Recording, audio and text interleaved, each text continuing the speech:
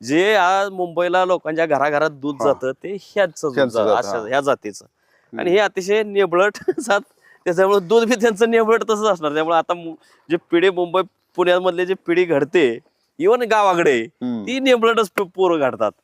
तर हे असं नेबळट दूध HF जातीची गाय आहे. हा. सध्या दुधाला दर नाहीत, त्यामुळं शेतकऱ्याचं भविष्य अंधारात आहे. अच्छा.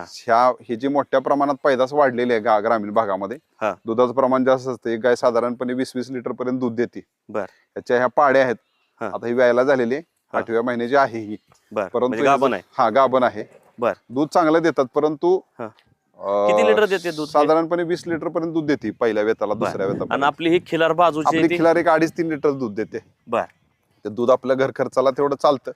पौष्टिक असल्यामुळे आपलं स्वतःपुरतं ठेवता. किंवा आम्ही बऱ्याच वेळा काढतच नाही. चांगल्या प्रकारची पैदास जर करायची असेल म्हणजे त्याच्या कालवडीसाठी दूध ठेवतो आम्ही ते.